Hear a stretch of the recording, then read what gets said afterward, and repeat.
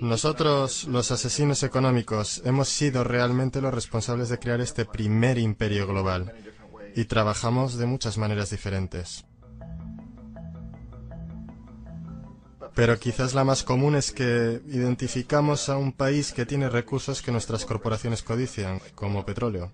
Entonces, concretamos un gran préstamo a ese país desde el Banco Mundial o una de sus organizaciones hermanas. Pero el dinero nunca va realmente al país. En cambio, va a nuestras grandes corporaciones para fabricar proyectos de infraestructura en ese país, plantas de energía, parques industriales, puertos, cosas que benefician a unas pocas personas ricas en ese país, además de nuestras corporaciones. Pero en realidad no ayuda a la mayoría de la gente para nada. Sin embargo, esa gente, el país entero, queda soportando una deuda enorme. Es una deuda tan grande que no la pueden pagar. Y eso es parte del plan. No pueden pagarla. Y entonces en algún momento volvemos y les decimos, escuchen, nos deben un montón de dinero, no pueden pagar su deuda, así que véndanos su petróleo muy barato a nuestras compañías petroleras. Permítanos construir una base militar en su país. O envíen tropas en apoyo a las nuestras en algún lugar del mundo como Irak, o voten con nosotros en la próxima votación de las Naciones Unidas, hacer que privaticen sus compañías eléctricas y que privaticen su sistema de agua corriente y desagües, y se los vendan a corporaciones norteamericanas u otras corporaciones multinacionales.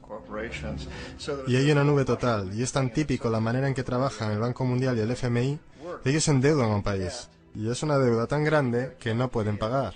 Y entonces les ofrecemos refinanciar esa deuda y pagar aún más interés. Y tú demandas este quid pro quo, lo que llamas una condicionalidad o buen gobierno, lo que básicamente significa que ellos tienen que vender sus recursos, incluyendo sus servicios sociales, sus compañías públicas, a veces sus sistemas educativos, sus sistemas penales, sus aseguradoras, a corporaciones extranjeras. Y es un doble, triple, cuádruple aniquilamiento. El precedente de asesino económico empezó realmente en los años 50, cuando Mossadegh, elegido democráticamente, que fue elegido en Irán, él fue considerado una esperanza para la democracia, en Oriente Medio y en todo el mundo. Fue el hombre del año en la revista Magazine. Pero una de las cosas que trajo y comenzó a implementar era la idea de que las compañías petroleras extranjeras tenían que pagarle al pueblo iraní mucho más por el petróleo que sacaban de Irán, y el pueblo iraní debería beneficiarse de su propio petróleo. Una política extraña, por supuesto que no nos gustó. Pero teníamos miedo de hacer lo que hacíamos normalmente, que es mandar militares. En su lugar, mandamos a un agente de la CIA, Kermit Roosevelt, pariente de Teddy Roosevelt. Kermit fue con algunos millones de dólares y fue muy efectivo y eficiente, y en un pequeño lapso de tiempo se las arregló para hacer derrocar al Mossadegh y trajo al Shah de Irán para reemplazarlo, quien estuvo siempre a favor de nuestra política petrolera. Y fue extremadamente efectivo. Bombs overflow Tehran. Army officers shout that Mossadegh has surrendered and his regime as virtual dictator of Iran is ended. Pictures of the Shah are paraded through the streets as sentiment reverses. The Shah is welcomed home. Y de vuelta a los Estados Unidos, en Washington, la gente miraba alrededor y decía, wow, ¿eso fue fácil? Y barato. Y esto estableció toda una forma nueva de manipular países, creando imperio. El único problema con Roosevelt era que llevaba una tarjeta de agente de la CIA, y si hubiera sido atrapado, las ramificaciones habrían sido muy serias. Así que muy rápido, en ese instante, se tomó la decisión de usar consultores privados para canalizar el dinero a través del Banco Mundial o el FMI, o alguna otra de sus agencias para mandar gente como yo, que trabajan para compañías privadas. Así que si nos atrapan, no habría ramificaciones gubernamentales.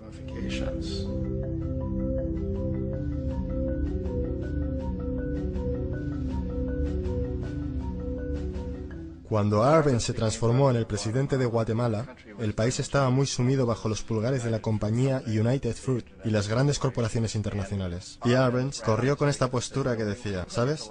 Nosotros queremos devolver la tierra a la gente. Y una vez asumió el poder, él estaba implementando políticas que harían exactamente eso, darle los derechos de la tierra de vuelta a la gente. A United Fruit no le gustó mucho eso. Y entonces contrataron una firma de relaciones públicas y lanzaron una campaña masiva en los Estados Unidos para convencer a la gente en Estados Unidos, los ciudadanos de los Estados Unidos, la prensa de los Estados Estados Unidos y el Congreso de los Estados Unidos de que Arbenz era una marioneta soviética y que si le permitiésemos mantenerse en el poder, los soviéticos tendrían un punto de apoyo en ese hemisferio. Y en aquella época había un gran temor en la mente de todos, del terror rojo, el terror comunista. Y entonces, para hacer corta una historia larga, de esta campaña de relaciones públicas vino un compromiso de parte de la CIA y los militares para eliminar a este hombre. Y de hecho lo hicimos. Mandamos aviones, mandamos soldados, mandamos chacales, nosotros mandamos todo para eliminarlo. Y lo eliminamos. Y tan pronto como fue removido de su oficina, el nuevo tipo que lo reemplazó reinstauró básicamente todo para las grandes corporaciones internacionales, incluyendo a United Fruit.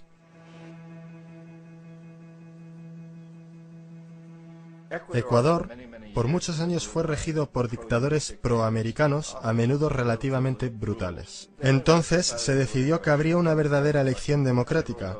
Jaime Roldós se postuló y su principal meta, dijo como presidente, sería asegurar de que los recursos de Ecuador se usarían para ayudar a la gente. Y ganó, de manera aplastante, por más votos de los que nadie ha ganado nunca en Ecuador, y comenzó a implementar estas políticas, para asegurarse de que las ganancias del petróleo fueran a ayudar a la gente. Bueno, a nosotros no nos gustaba esto en los Estados Unidos. Yo fui enviado como uno de varios asesinos económicos para cambiar a Roldós, para corromperlo, para darle la vuelta, para hacerle saber, ya sabes. ¿De acuerdo? Ya sabes. Puedes hacerte muy rico tú y tu familia si juegas nuestro juego. Pero si continúas intentando mantener estas políticas que has prometido, te vas a ir. Él no escuchaba. Fue asesinado. Tan pronto como cayó el avión, todo el área fue acordonada. La única gente a la que se le permitió entrar eran militares de una base americana próxima y algunos militares ecuatorianos. Cuando se lanzó una investigación, 2 de los testigos clave fallecieron en accidentes de tráfico antes que tuvieran la oportunidad de testificar. Un montón de cosas muy extrañas ocurrieron en torno al asesinato de Jaime Roldós. Yo, como la mayoría de la gente que realmente había visto este caso, no tenemos absolutamente ninguna duda de que fue un asesinato. Y por supuesto, en mi posición como asesino económico, yo siempre estuve esperando que algo le pasara a Jaime. Si iba a ser un golpe de estado o un asesinato, yo no estaba seguro, pero que lo iban a cesar sí, porque él no estaba siendo corrompido. Él no se permitía a sí mismo corromperse como nosotros queríamos corromperlo. Omar Torrijos, el presidente de Panamá, era uno de mis favoritos, ¿sabes? Realmente me gustaba, era muy carismático. Él era un tipo que realmente buscaba ayudar a su país. Y cuando quise sobornarlo o corromperlo, él dijo, mira John, me llamaba Juanito. Dijo, mira Juanito, yo no necesito el dinero. Lo que realmente necesito para mi país, que sea tratado justamente. Necesito, pues, que los Estados Unidos nos den lo que le deben a nuestra gente por toda la destrucción que han hecho aquí. Necesito estar en una posición donde yo pueda ayudar a otros países latinoamericanos a ganar su independencia y estar libres de esto, de esta terrible presencia del norte. Señores, ustedes nos están explotando miserablemente. Yo necesito tener el canal de Panamá de vuelta en las manos de la gente panameña. Eso es lo que yo quiero, así que déjame solo, ¿sabes? No trates de sobornarme.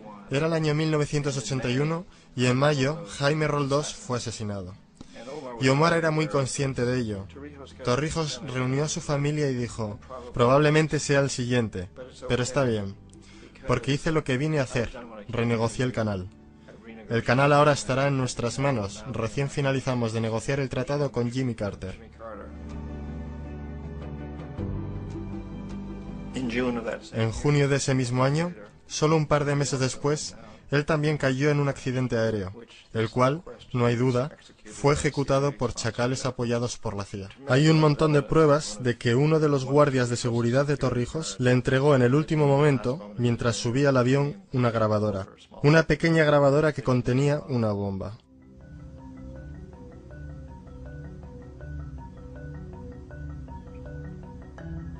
Es interesante para mí cómo este sistema ha continuado de la misma forma por años y años, salvo que el asesino económico se ha vuelto mejor y mejor. Entonces nos las vimos muy recientemente con lo que pasó en Venezuela. En 1998, Hugo Chávez queda electo presidente, siguiendo una línea larga de presidentes que había sido muy corruptos y destruyeron básicamente la economía del país. Y fue elegido Chávez entre todo esto. Chávez se paró frente a los Estados Unidos y lo hizo demandando primariamente que el petróleo venezolano fuera usado para ayudar a los venezolanos. Bueno, No nos gustó eso en los Estados Unidos, así que en 2002 se montó un golpe de Estado, el cual no hay dudas en mi mente, en la mayoría de las mentes de los demás, que la CIA estaba detrás de ese golpe.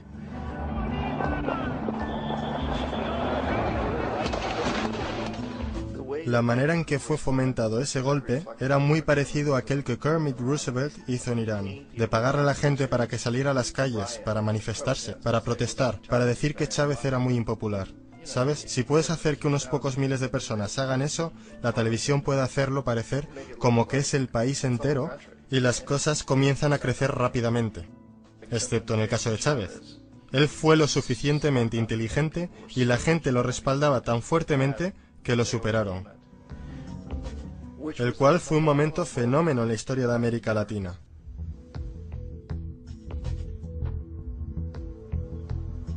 Irak realmente es el ejemplo perfecto de cómo funciona todo el sistema. Entonces nosotros, los asesinos económicos, somos la primera línea de defensa. Nosotros entramos, tratamos de corromper a los gobernantes y conseguimos que acepten estos préstamos enormes, lo que usamos entonces como palanca para ser dueños de ellos básicamente. Si fallamos, como fallé en Panamá con Omar Torrijos y en Ecuador con Jaime Roldós, hombres que rehusaron a ser corrompidos, entonces la segunda línea de defensa es mandarles los chacales.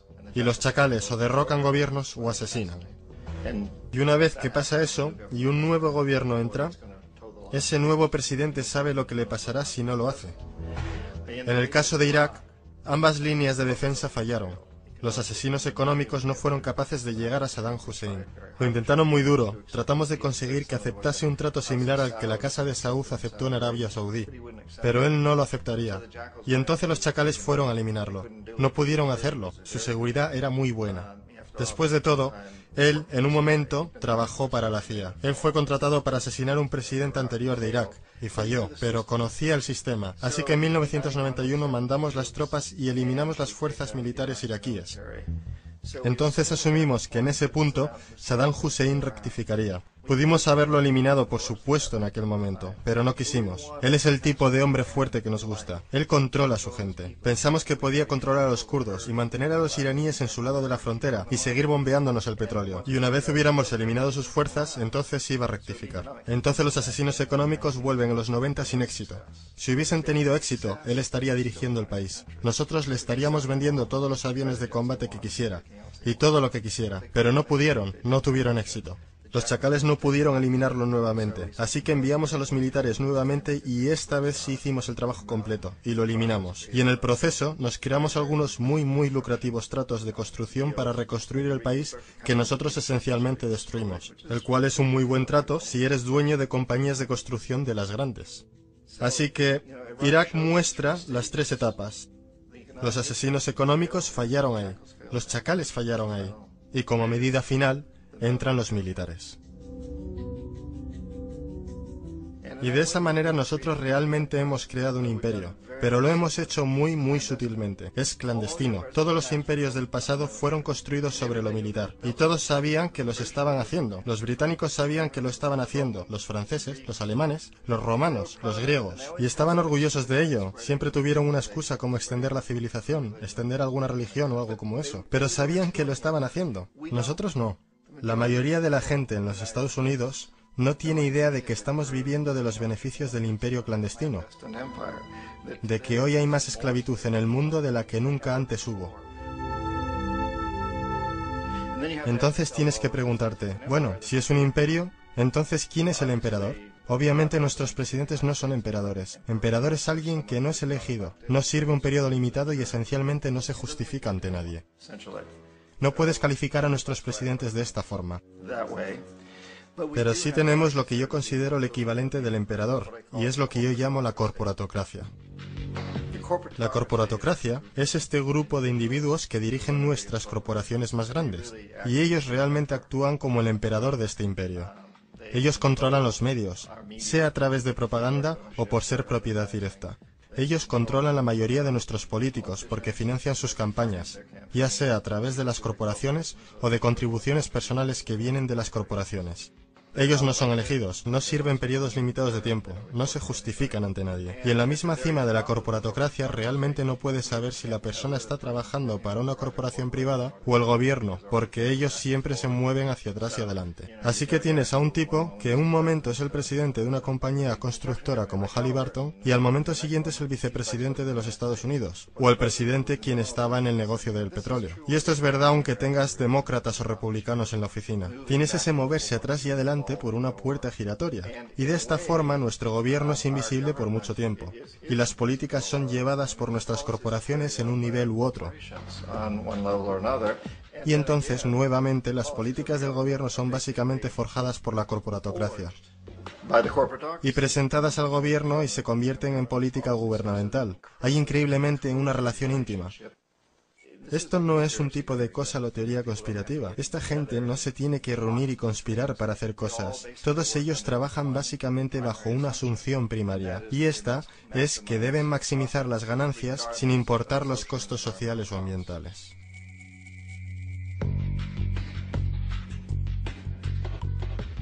Este proceso de manipulación de la corporatocracia a través del uso de deuda, soborno y derrocamientos políticos se llama globalización. Así como la Reserva Federal mantiene al pueblo americano en una posición de servidumbre contractual a través de la deuda perpetua, la inflación y el interés, el Banco Mundial y el Fondo Monetario Internacional sirven este rol en una escala global. El engaño básico es simple. Pone un país en deuda, bien por su propia indiscreción o corrompiendo al líder de ese país, y entonces imponer condicionalidades o políticas de ajuste estructural. A menudo consistiendo en lo siguiente. Devaluación de la moneda. Cuando el valor de la moneda cae, así también lo hace todo lo que está valuado en ella. Esto hace los recursos indígenas disponibles a países depredadores a una fracción de su valor. Grandes recortes de fondos para programas sociales. Esto normalmente incluye educación y salud, comprometiendo el bienestar y la integridad de la sociedad, dejando al público vulnerable a la explotación. Privatización de empresas del Estado. Esto significa que sistemas sociales importantes se pueden comprar y regular por corporaciones foráneas por ganancias. Por ejemplo, en 1999, el Banco Mundial insistió que el gobierno boliviano vendiera el sistema público de agua de su tercera ciudad a una subsidiaria de la corporación americana Bechtel. Tan pronto ocurrió, las facturas de agua para los residentes locales ya empobrecidos se dispararon al cielo. No fue sino hasta una revuelta completa del pueblo que el contrato se anuló. Entonces está la liberación del comercio, o la apertura de la economía quitando las restricciones de comercio exterior. Esto permite un número de manifestaciones económicas abusivas, tales como que las corporaciones transnacionales traigan sus propios productos en masa, vendiendo más barato que la producción indígena y arruinando la economía local. Un ejemplo es Jamaica, que después de aceptar préstamos y condicionalidades del Banco Mundial, perdió sus mercados de cosechas más grandes debido a competencia con importaciones occidentales. Hoy, granjeros incontables están sin trabajo, pues son incapaces de competir con las grandes corporaciones. Otra variación es la creación de numerosas, aparentemente desapercibidas, desreguladas e inhumanas fábricas explotadoras, que toman ventaja de la economía impuesta. En adición, debido a la desregulación de la producción, la destrucción ambiental es perpetua, ya que los recursos a menudo son explotados por corporaciones indiferentes mientras liberan grandes cantidades de contaminación deliberada. La demanda ambiental más grande en la historia del mundo hoy viene de parte de 30.000 ecuatorianos y gente del Amazonas contra Texaco, de la que ahora es dueña Chevron. Así que es contra Chevron, pero por actividades conducidas por Texaco. Han estimado que han sido más de 18 veces lo que Exxon Valdez volcó en las costas de Alaska. En el caso de Ecuador no fue un accidente. Las compañías lo hicieron intencionalmente. Ellos sabían que lo estaban haciendo para ahorrar dinero en vez de arreglar la disposición apropiada. Además, un somero vistazo a los registros de rendimiento del Banco Mundial revela que la institución, que clama públicamente ayudar a países pobres a desarrollar y aliviar la pobreza, no ha hecho nada, excepto incrementar la pobreza y la no distribución de riquezas, mientras las ganancias corporativas se elevan. En 1960, la brecha de ingresos entre un quinto de la población y los países más ricos versus un quinto en los países más pobres era 30-1. En 1998 era de 74-1. Mientras el Producto Bruto Global subió 40% entre 1970 y 1985, los que están en la pobreza en realidad son más, un 17% más. Mientras que de 1985 a 2000, aquellos que viven con menos de $1 al día se incrementaron un 18%. E incluso el Comité Económico del Congreso norteamericano admitió que hay un mero 40% de éxito de todos los proyectos del Banco Mundial. En los años 60, el Banco Mundial intervino en Ecuador con grandes préstamos. Durante los próximos 30 años, la pobreza creció del 50% al 70%. Sobreempleo y desempleo crecieron de 15% al 70%. La deuda pública se incrementó de 240 millones a 16.000 millones, mientras que la porción de recursos destinados a los pobres bajó de 20% al 6%. De hecho, para el año 2000, el 50% del presupuesto nacional de Ecuador tuvo que ser destinado para pagar sus deudas. Es importante entender que el Banco Mundial es, de hecho, un banco norteamericano que apoya intereses de los Estados Unidos, pues Estados Unidos tiene poder de veto sobre las decisiones, porque es el proveedor más grande de capital. ¿Y dónde consiguió su dinero? Adivina. Lo hizo del aire a través del sistema bancario de reserva fraccionada. Basado en el Producto Bruto Interno, de las primeras 100 economías del mundo, 51 son corporaciones y 47 de esas 51 tienen base en los Estados Unidos. Walmart, General Motors y Exxon son económicamente más poderosas que Arabia Saudita, Polonia, Noruega, Sudáfrica, Finlandia, Indonesia y muchos otros. Y mientras las barreras proteccionistas se rompen, las monedas se unifican y manipulan en mercados flotantes, y las economías de los estados se vuelcan a favor de competir en el capitalismo global. El imperio se expande. Usted aparece en su pequeña pantalla de 21 pulgadas y grita sobre América y la democracia. No existe América. No existe la democracia. Solo existe la IBM, la ITT, la AT&T, y DuPont, Dow, Union Carbide y Exxon. Esas son las naciones del mundo hoy día. ¿De qué hablan los rusos en sus consejos de Estado? ¿De Karl Marx? No. De sistemas de programación lineal. De teorías sobre estadística, de problemas económicos, y computan costos de sus transacciones e inversiones, como hacemos nosotros. Ya no vivimos en un mundo de naciones e ideologías, señor Bill. El mundo es un colegio de corporaciones, inexorablemente dirigido por los estatutos inmutables de los negocios. El mundo es un negocio, señor Bill.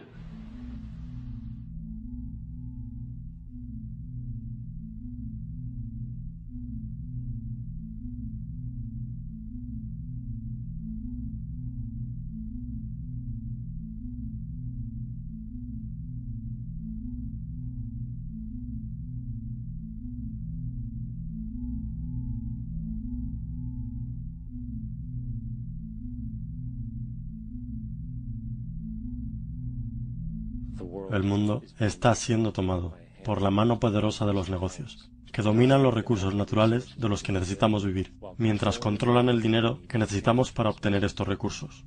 El resultado final será un monopolio mundial basado no en la vida humana, sino en poder financiero y corporativo. Y mientras la inequidad crece, naturalmente más y más gente se desespera.